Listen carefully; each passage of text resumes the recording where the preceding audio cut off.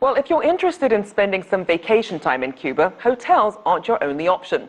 Apartment rentals through websites like Airbnb are one way to get a taste of what life is like in Havana's most romantic neighborhoods.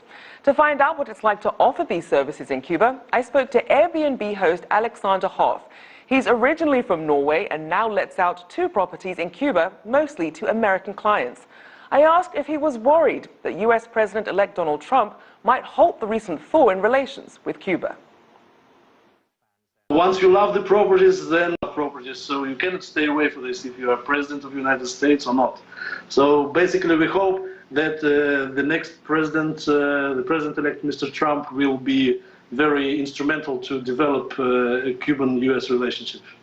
Now, if he does hold tight to his claim that he's actually going to terminate the deal and perhaps make things more difficult between the US and Cuba, are there any other countries you think that you could be targeting your company towards?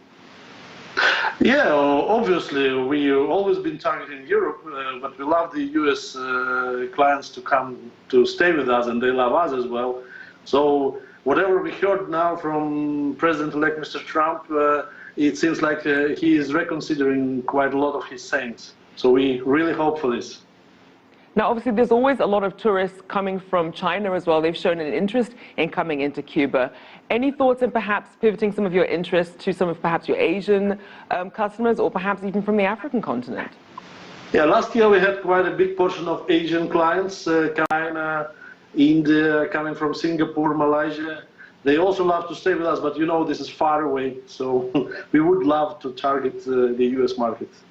Now, in terms of the business landscape for Airbnb hosts, what's it like there? Is it difficult to set up a business? What's the process like?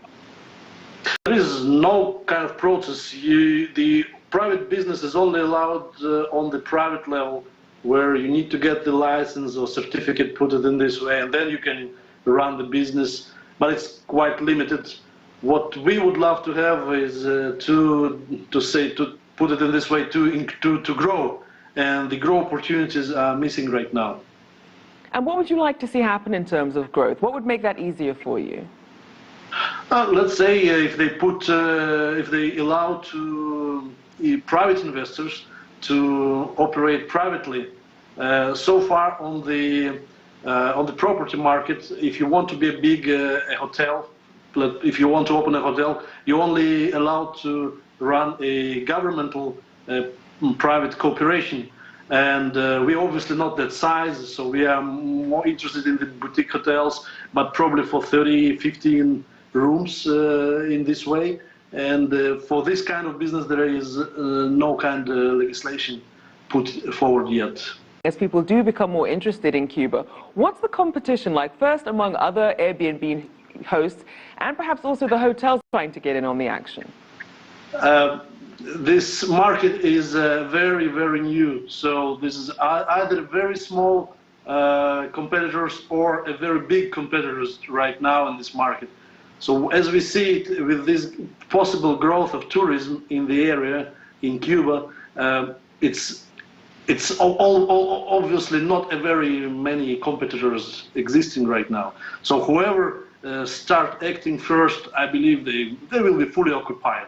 So do you have any concerns that some of the big hotel chains that are trying to make inroads in Cuba could perhaps push some of the Airbnb operators out to the side? Yeah, it's excellent because they only take, you know, the high-end group. What we offer, this is a kind of hospitality. This is authentic Cuba with the standards of 5 stars or 5 stars accommodation. So we're not afraid of these bigger chains coming right now, and we're not afraid of the smaller as well, because we have our own very, very specific understanding how we want to accommodate our guests. Now, for people who haven't had a chance to visit Cuba yet and really don't know what to expect, what advice would you give them? Yeah, just come open and, you know, learn some Spanish words. Yeah, have fun and look around. And once you do it, everybody will come to see you. And in terms of people who are wondering if opening an Airbnb in Cuba is a good idea, any words of wisdom, being that you've gone through the process? We would like to make it easier for the, you know, the smartphone applications.